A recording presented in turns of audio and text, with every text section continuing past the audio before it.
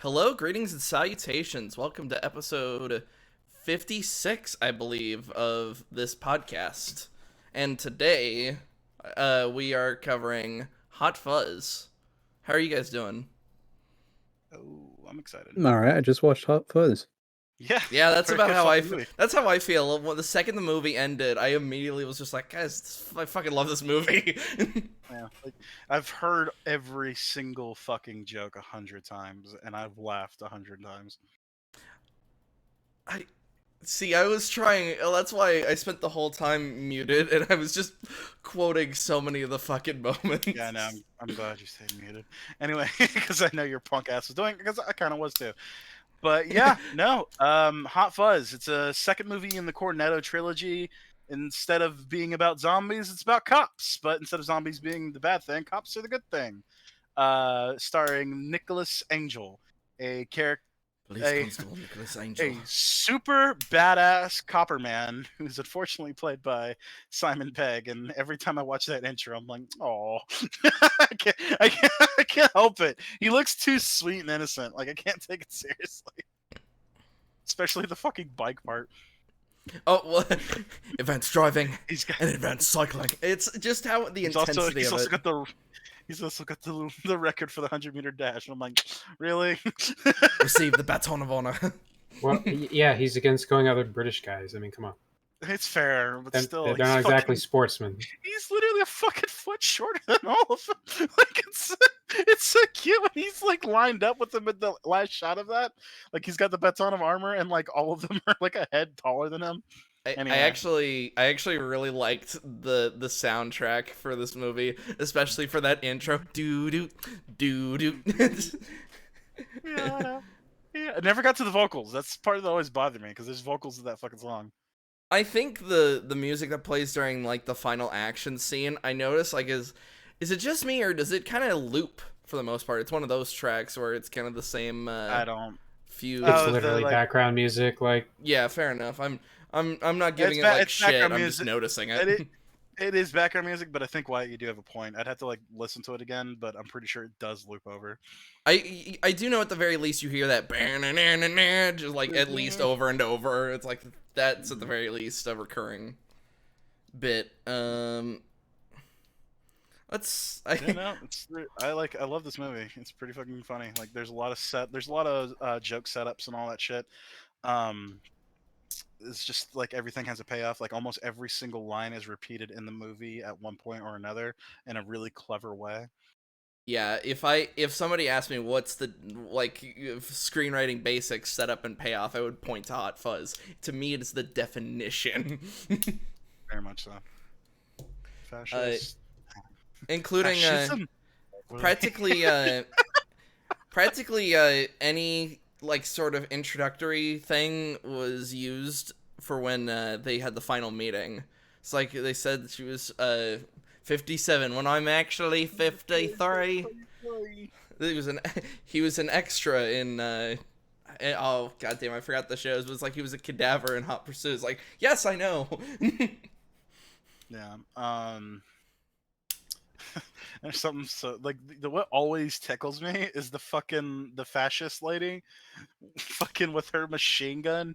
And the lady who says the word fascist. Yeah, the lady who says fascist, the hag. Yeah. Her hair like fucking pumping back and forth when she's firing the machine gun. I don't know why that always sticks out to me. I just laughed my ass off. Hilarious. Something so hilarious about a tiny old lady holding a fucking machine gun and just hip firing it. She has the puckered lips and everything. It's fucking hilarious. I love how much it uses just action movie tropes, just in general, such as people people reloading at the weirdest times, such as in the pub fight, a guy with double barrel shotgun, and he's firing like 15 times. Like yeah, you gotta reload that thing. I tried to keep an eye on it. They did kind of cut away for certain spots, but he definitely fired 3 times on screen before reloading. Yeah, that's what I was thinking. I do have like, if there's one gun nitpick I paid the most attention to, what's the what he said guy? I always forget his name. Of the, was right. What he said. Fuck. I always forget his name. The other sergeant. He has a bolt action, and I don't know if you guys are paying attention. There's like so many gun cocking sounds. Like, guys, you've already cocked it. And then when he's talking about the tactics, his bolt is pulled back because he's using a bolt action rifle. It's just something. For some reason, my eye got really it focused right on that. That's fair. All right, so everybody who's ever talked about this movie has always sung its praises, and for good reason, kind of deserves most of it. But there are some things that we kind of noticed in this watch that honestly might drop it below Shaun of the Dead, as much as it hurts me to say that. I might need to hear these because I'm curious. I'm really curious if we all hit the same one. Ninja, do you want to start us off? Yeah, so I found 3. You found 3 that kind of stuck out to me, and they were all basically part of the third act. Mm-hmm. So the first one, and it's really a nitpick, it's not a major flaw. I'm surprised Wyatt didn't notice it because he's a gun nut, but the lady that runs that shop, when she breaks out the window and she's shooting down at Angel from above, she has this massive scope on her rifle. Yeah, and she keeps. But if you missing. look at, she's not even using it. She's not even using the scope. She's literally just firing it. Her head is not aligned with the scope at all. But she's got one eye closed. You could tell she's trying to aim, but it's bitch, you have a scope. Use it. There's something weird about the whole village being a bunch of geriatrics because they kind of look like it in the action scenes. Yeah, you skipped a little second, whereas that woman with the scope she didn't use. What happened to her? The kids, because it looked like she was just randomly devoured by a small swarm of children. It's she just falls backwards, and then it's by the children. They fucking killed her and hit her. How many fucking Dark Souls you have died, it's oh yes, that is literally it's a video game death. It's she's just gone, she's off screen, she's no longer here. I'm gonna have to edit that now. As soon how long will you last? As soon as the kids get her, I just pull the you die. Died, yeah. So the big second thing that I found was the during the supermarket sequence. There's kind of two parts to this. So the first part is when he defeats Michael. How exactly? He falls into the freezer, and I get that. But what actually happened? Yeah, how does that equal knockout? He didn't take any damage. Yeah. He just slipped and fell and is suddenly out cold. I thought you were going to talk about the butchers. Part 2 of my complaint with that is the butcher's bulletproof glass, which is fucking ridiculous. That shopping carts could somehow break? Yeah, shopping carts have no issues breaking it, but they fired probably over 100 rounds into that shit, and it was just literally ting, ting. And it's they're not firing pistols, they're firing fucking rifles. Yeah. They're firing some fucking heavy artillery. I guess we should... I was gonna say maybe we should preface this. I was curious how much of this can be forgiven with it trying to be a sort of parody of action movies. There is some things the gun noises being saturated, the fact that someone just being pulled off screen is just enough to assume that they're dead because that is actually just a stylistic thing in the genre. It's little things. It's it's like sweeping shit under the rug. If it's big enough that you feel it when it's under there, then maybe we have an issue and it shouldn't have been swept under. Yeah, the reason I was asking was because I was immediately thinking of... Because normally in action movies, we normally don't mind when characters don't reload that much. Or at the very least, when I think of classic action movies. I'm curious what these guys are going to bring up, but one I have is actually a pretty big point. I'm curious if it can be defended, though, so let's see. But Ninja, you said you had a third one? I do have a third one. So towards the very, very end... when what's his name, Weaver comes out with the blunderbuss. Yes. So he gets hit with the trash can and he falls back through the first door, and then he also falls through the second door, which is the evidence locker, right? Mm-hmm. How did that door open? Yeah, we hear the buzzer. That's a code door. It requires a code to open. Yeah, we It was hear the really heavy buzzer and as he's intelligent. as he's walking through. We hear the buzzer go off, but other than that, it's like, no, you have to actually put the code in. You're not. I'm not going to be convinced that he just went do do do do and then continued to stumble forward.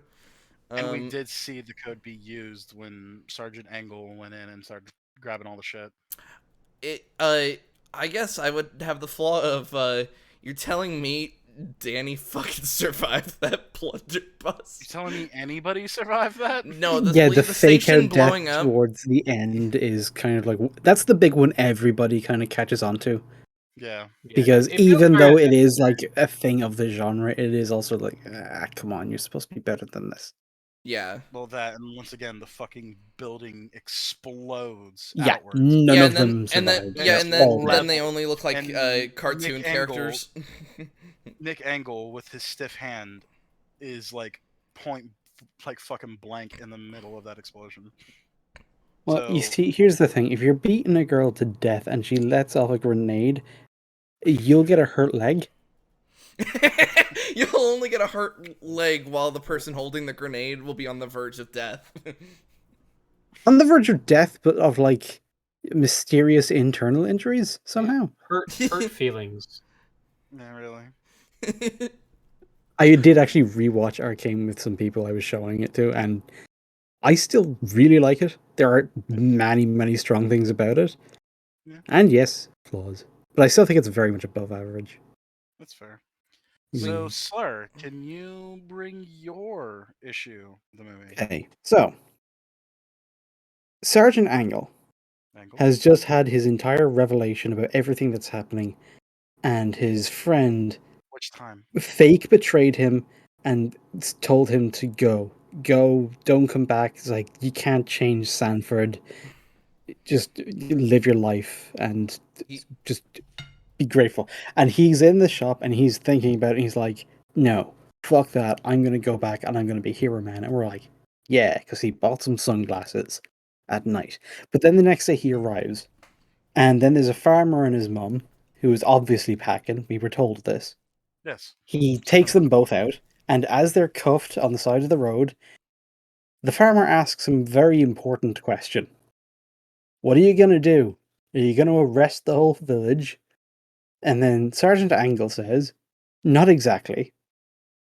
He doesn't explain what it is he's going to do, or what it is he's planning to do, or for the next while, what it is we're seeing him actually trying to accomplish, because what he does is go to the police station where the head of the creepy murder cult controlling the town is, and we see he's there because after Nick gets all the guns he's going to need to take down the cult, he walks right past the head of the cult on his way out the door to drive to the center of the town and start randomly shooting people. No, he didn't. If he arrives at the center of the town, he says good morning, and he's obviously looking very intimidating. Like, you start shit, you're gonna get shit, and then trenchcoat guy, he starts some shit. If he didn't do that, was Nick about to try and arrest these people? Knowing that he'd walk right past like the head of the organization that would be like the much bigger priority when he's already in the police station. It's like, just what is the goal he is trying to achieve before he's shot at? Because once he gets shot at, goal is, very obvious and clear. It's like there's no confusion about what he's trying to do at that point. It's just I think if he tried to, I think if he tried arresting Frank in the station, the other guys just would have stopped him, and they wouldn't have even tried to let him explain himself like he does later in the pub. So, hold up. So you're telling me instead of trying to talk to the people in the station, like one-to-one, you're going to have a shootout with the whole fucking village, and that's supposed to make them more accepting? No, I'm more playing devil's advocate. That's what you were just implying right there. I was more playing devil's advocate. Yeah, and what you're saying is insane, because you're saying that they would be less tense after a massive fucking shootout. The argument I could conceive of is if I arrest some of the small fry and get some of them to confess some shit, the bigger fish won't be able to swim away or get off the hook. It's like there is a mentality of that. It's like when you're taking down the mob, for instance, Yeah. It's like they don't go right for the big fish; they kind of work their way up the chain. But it's like He's right there. You're sorry, Slur. You Hold cut up. up. You're breaking up. Hello, Slur? I think he lagged out. Yeah, I could see where that's like the Frank problem. Like that is. Well, I mean, like I could see it. I could see it not being a problem for Frank because it's kind of like a everyday thing. But yeah, what Slur is talking about is actually a lot more sense. Slur, are you there with us? You kind of here? Yep. I dipped out for a quick second. I don't know why. Okay, that's weird. Okay, so can you repeat like what you were last saying? I don't remember what I was last saying. What was I last saying? Fuck. It was about You were them trying to. You were trying to play bigger devil's advocate. fish. You're playing devil's advocate for the thing. Yes, Yeah, when you see like cop dramas and they're trying to take down the mob, they will start off with like the dealers and the street pimps and all that, and they'll kind of work their way up the chain. But it's Sanford, and he's like literally right fucking there after you have come back. It's like, I'm just confused as to what his actual objective is. Like, I know his goal is to take down the cult, have the light of the law shine on the entire situation and get them all fucking put away. That's his goal. But like his actual physical objective, I don't understand. Because he goes into the police station, gets the guns, and goes to the center of town. I think this accomplishes two things. So number one, he totally ruins the Village of the Year judging, which Is that kind of his an extra. goal? No, Yeah, I think that's that like feels more frosting like on the an cake. afterthought. Yeah, it's But like if he was gonna be there anyway, sure. also, I think that in a way, him starting the firefight with the sort of random citizenry of the town helps reinforce the idea that everyone is in on it. That it's not just Frank. Like, it's literally the whole fucking town. Well, not the whole town, because Most of the town. which The is vast weird. majority. I was going It's to weird say that the cops aren't on the up and up, but I guess the cops But he are proves it to who? Himself? Because if he loses the firefight, if one straight bullet just caught him in the temple and he goes down, he hasn't proven that to anyone. He will have, made it enough that there is a firefight. He really can't cover that shit up. Guns are loud as fuck. So he No, would. I think it helps him prove it to the other cops that have been brainwashed. Because it kind of helps reinforce his points. When they show up in the pub, Frank has his guns out. And he looks even more guilty to the rest of the cops because it's like he's pointing guns at them. So do you think his goal was to go to the police station, get the guns, go into town and cause enough of a scene to deliberately drag the police out to him to witness the carnage? Kind of, because it doesn't it's something that they couldn't cover up. Like everything else that's been tried has been covered up as an accident. It's like, oh, this is an accident, not a horrific murder. But this amount of chaos, there's nothing that Frank can do to sweep that under the rug. There's simply too much of it. yeah, with the amount of guns that everybody has, like you cannot tell me it was like, oh, like how would you cover any of this up? Because you can't argue like this goes self-defense. beyond there's more guns in the country than there is in the city. Like this is clearly these people are involved in shady shit. Like there's a weird cult militia thing happening here. Yeah, and so I think it's this sudden, it's this sort of lighting of the proverbial powder keg that it's just like there is nothing that Frank can do in that moment. Because basically all the cops have been brainwashed up to this point, which is why they haven't noticed all of this crazy shit going on. So this is like the thing that it takes to snap them out of it. Except for now, I'll agree. Like if you're doing it like logically, if he was planning everything out, it would be kind of stupid. But I think for the scene and for him kind of trying something on his own, like he doesn't have a lot of backup, he doesn't have a big plan. It's like he knows what he's trying to accomplish, but he doesn't know exactly how he's going to do it. But you can tell, like, when he's explaining it to the other cops, he is absolutely, like, desperate. He is pleading with them to snap out of it. He's like, guys, like, this is, I need you now or it's over. Like, you can arrest me, but Yeah, I would. This is I it. would. Make a I would choice. argue. I would argue. The old man Angel also was. seemed like he kind of knew a little bit like what was going on too. I would Because like argue. he seemed to buy it the first out of all of them. I was gonna say. I think I would argue that Nicholas was definitely more winging this than anything. Maybe. Well, yeah, and it does lean into a lot of the genre tropes as well. You know, they Yeah. do this. It's the big action sequence. You know, they can't just go straight for the top. But I agree, it is a bit odd that there's that shot where he's specifically walking by him. Like, it's fine that he walks past all the other officers because they're basically because they oblivious don't know anyway. anything's happened yet.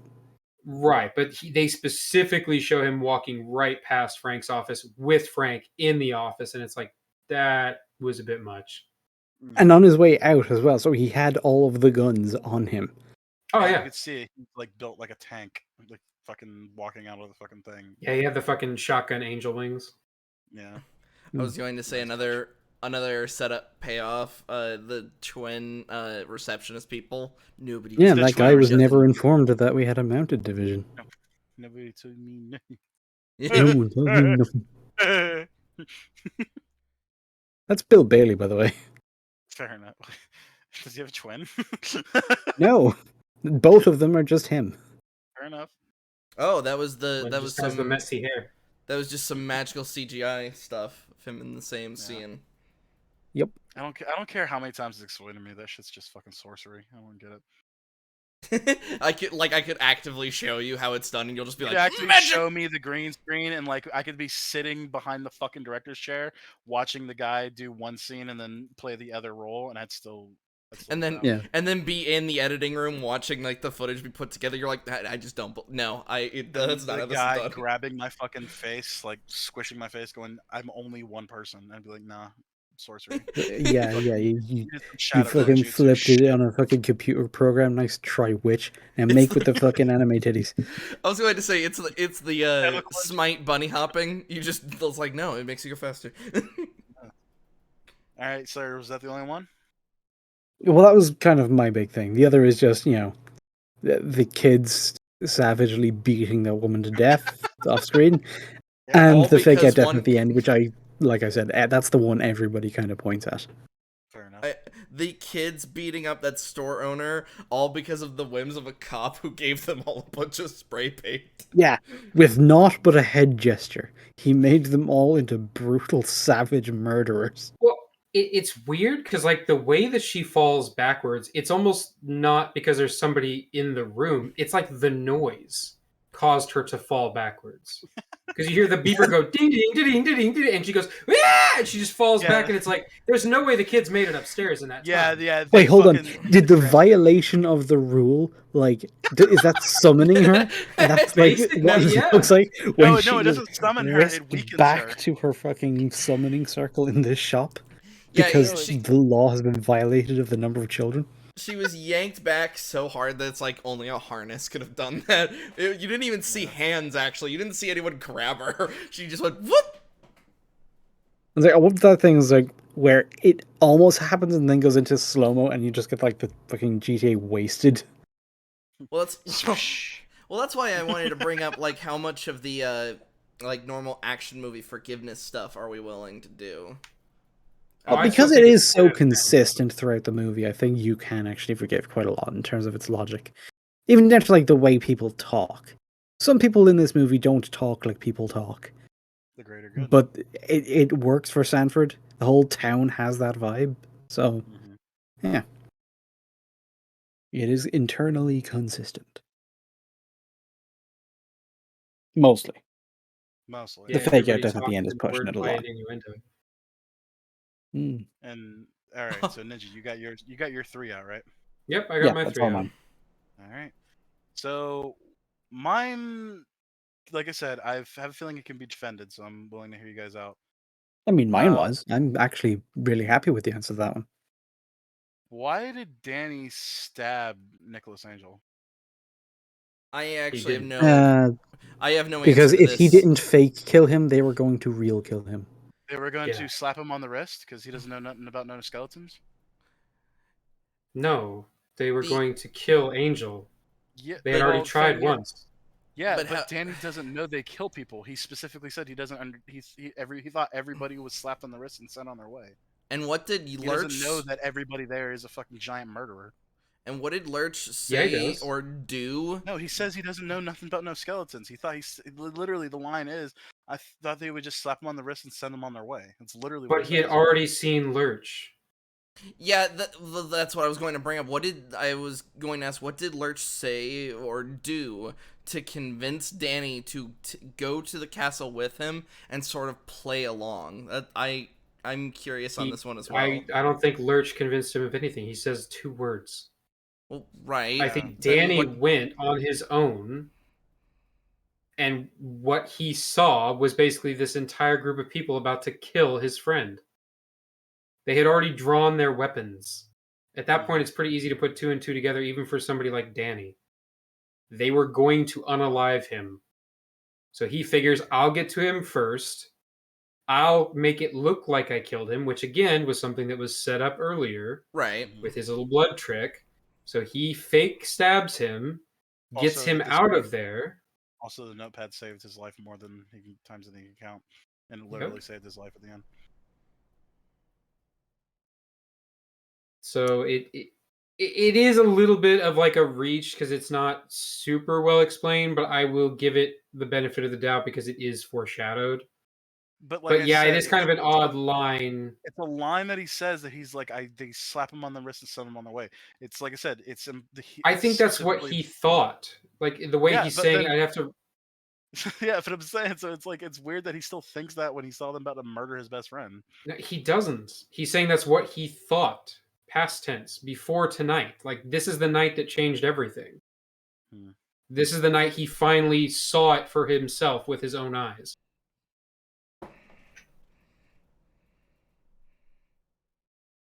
Fair enough. It's just like I said, it's just a really strange thing to bring that like make it seem like Danny doesn't know anything. Well, it did make it seem like that, but I guess you can say that he's kind of like dealing with it in that moment because he is. Yeah, he's still processing it. Which, speaking of which, I know there's that whole scene in the finale where they do the homage to Point Break, but I actually think, having seen both movies, it works better in this film because it makes way more fucking sense.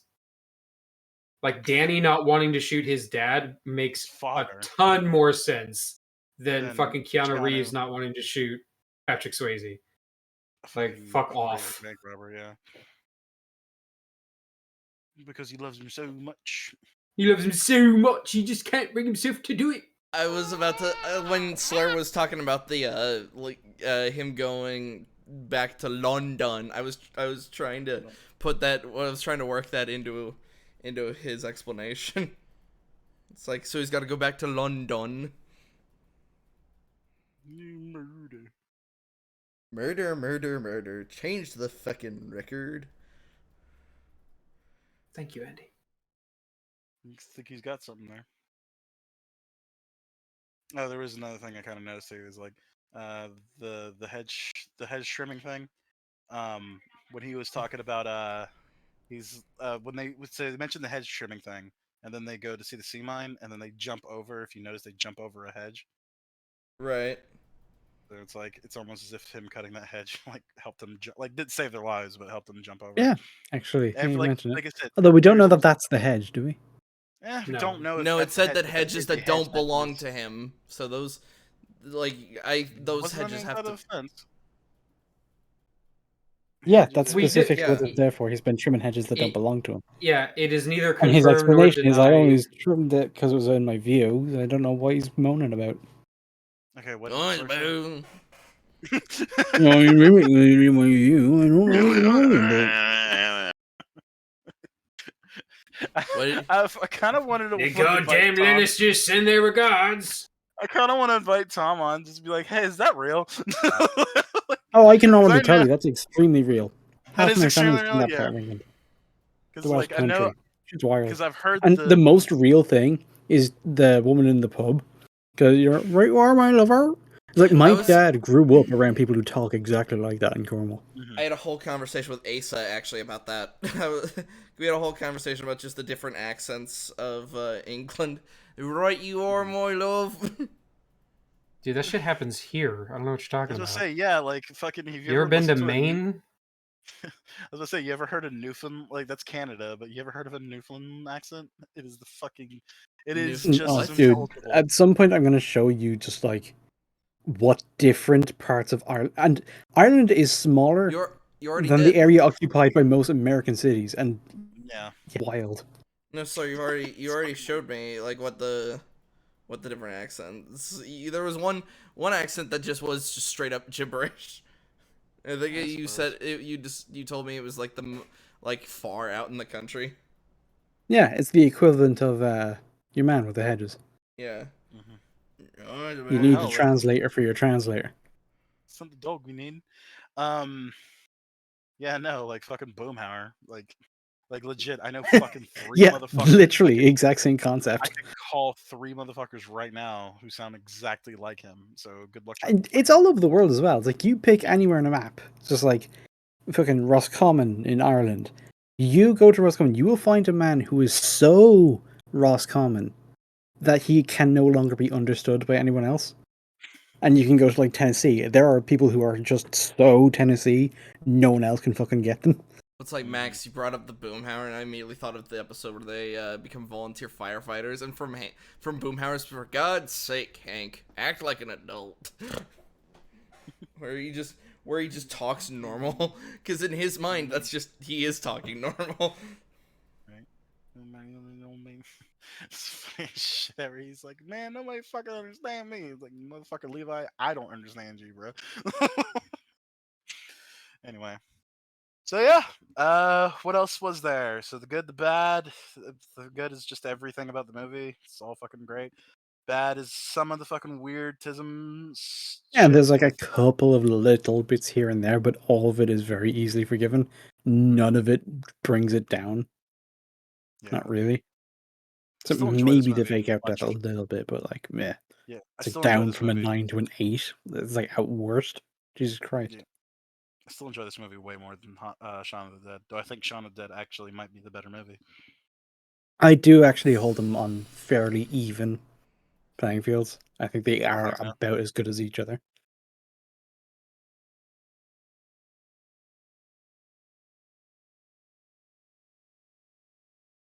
So shall we give our numbers in depth? All right. I feel like we can go for our numbers in depth. Yeah, I was going to say this is a short one. Well, it's we kind of called it, unfortunately. Well, yeah, like what do we say? Yeah, everything about it is awesome and amazing, and everybody should already have fucking seen it. I was gonna say, on a side note, have you guys seen the Every Frame of Paintings video on Edgar Wright's style of directing? Oh, is that where he talks about the way he does transitions and shit? Yes, I really Yeah, like the transition from as Angel is going, as he's heading his way to Sanford, and you can tell, like, as he's getting further from civilization through the signal on his phone, his use of editing later in the day. Yeah. Yeah, it's a really great transition. Yeah, it's really good. Nostalgia Critic brings it up too. It's like because this movie like really doesn't ramp up the action until the very end. The what is what's the word? Minute? What's the word I'm thinking about? Mundane. Minutia. No, mundane. Because like when he's doing the paperwork and shit like that, it's shot like it's an action scene. Like he's fucking whoosh, whoosh, yeah, he gets the rock music plays and stuff. You know, when he's doing paperwork. Like it's because to him that's what's cool. And that's what like that's him being a badass.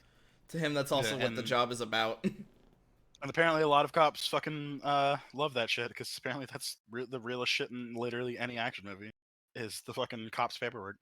Yeah, it's it's also like it's like when you see a movie with soldiers in it, and you get to see how fucking bored they are because they spend 99% of their time just fucking sitting around, and everyone who's ever been in the military is like, yes, fucking yeah, man. You tell them because like that is just so much of what their experience actually fucking is. Yeah, I think that's why the first Jarhead did so well. I was about to say Jarhead's a great example. What was that one cop movie that was like found footage shit? Had Jake Gyllenhaal and Michael Pena in it. End of Watch. End of Watch. Like there was another thing too about comfortable footwear. Yep. Where they're just standing at a fucking spot for hours And he's like, "Cup footwear, most important part of fucking being a cop." It's like, yeah, apparently that line resonated with cops too. Just like I said, Yeah, just it's a really fantastic movie. Yeah, definitely. Apparently made by the same guy who made Suicide Squad. Yeah. The Suicide Squad or the Suicide Squad? No, Or, Suicide No, Squad. the first one. That's why I didn't say Well, there was a the. Yeah, fair enough. There was a lot of studio meddling in that shit, so it's fair. God damn it! I Yeah. really wish they just called it Suicide Squad 2. This really fucking bothers me. I do too, but I do also respect the attempt at going. No, this is the Suicide Squad. There's no other Suicide Squad movie. I get it, but it's like, I'm sorry, the company refuses like to snip the first one, so fucking deal with it and call it 2. Right. Yeah, Yeah, I'd so say this is around an 8, Final 9. verdicts? 8, 9 Okay, for me, I think. I think this Okay. and Shaun of the Dead are both at about a 9. fair enough. Ninja. This and Sean are both like 9 and 10 territory for me. This is, if I had to pick like favorite comedies of all time, this is up there. It would be a very short list, but like this, Shaun of the Dead, Tropic Thunder, I mean those are all like really high up there. And good shit. And that's the thing. It's like, this is the kind of movie that I could put on loop and watch, like, or just have in the background, and I probably just would never get tired of it. It's just, even if I'm not laughing out loud or sitting there quoting the movie as it's playing, the fact that it has such consistent setup and payoff for not only the jokes but also for the storytelling, it's so satisfying to watch. And you just don't get that a lot these days. I was recently listening to one of the older EFAPs, well, not older, but a couple episodes back, and they were talking about storytelling, and Fringy brought up how this is one of his favorite stories of all time. And I can easily see why. You know, it's like this one just holds up.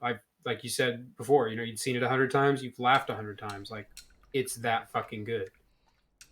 Oh, and like, I really did want to fucking bring this up because it's literally my favorite part of the movie is the red herring plot, if I can call it that. Fucking love it. Yeah, It's the fact that, like, sorry, I know we're kind of fucking jumping back, but I just want to bring up this one last point: is the massive amount of like research and shit that Angel does to try to find like the true like plot of what's going on in this town, like, and the fact that that's literally nothing is really satisfying to me. Yeah, when you find out that pretty much everything he's been saying in the background turned out to actually be right, because he was the one who said distinctive laugh, the house fitting in with the village's rustic aesthetic. And well, he doesn't say anything about the fucking reporter, but he does. The very first time we see him fuck up the spelling, he does. Yeah, he circles it, and that's when everybody starts calling him Angle. Yeah, so like I said, that's just fucking chef kiss. I fucking love that shit. I love, and I even love that. I even love that fucking Skinner is like, I do appreciate what you did. It's a lot simpler than that. I actually loved how, like, just how extreme these guys are when it's like how they dealt with like the kids or the living statue. It's like they couldn't just tell the living statue guy to go away. They just fucking killed him. They're like a village of Kuekas. Fuck them kids. So yeah, I would say that this movie is a fucking solid 9 out of me. I love this fucking movie so much. I'm so glad we're covering this movie, and I'm really excited for a potential arc after this, because those are also going to be some of my fucking top movies of all time. That might be the top joke with the how can this be for the greater good? The greater good. Shut it! He's just heard. I feel like it's better candidates. I like the timing of it. Fair enough. Yeah, I think that does it. Oh. Yeah, he murdered Bill Shakespeare. Oh. Yeah, thanks guys. Definitely tune in, because next one might be a little bit more spicier takes than this one. Yeah, I think that's going to be where a lot of the meat and potatoes kind of conversation is, because we all know it's the weakest of the 3, but exactly how and why is it's a whole thing. And also by how much, like how bad is it actually? Because I remember thinking, it's like, it was alright, and then I just kind of just never thought about it again. Heck Yeah. It's definitely got some ups and downs. Mm. Yeah, But we shall see. We'll see. We'll all see you next week. Jog on. Jog on. Bye bye.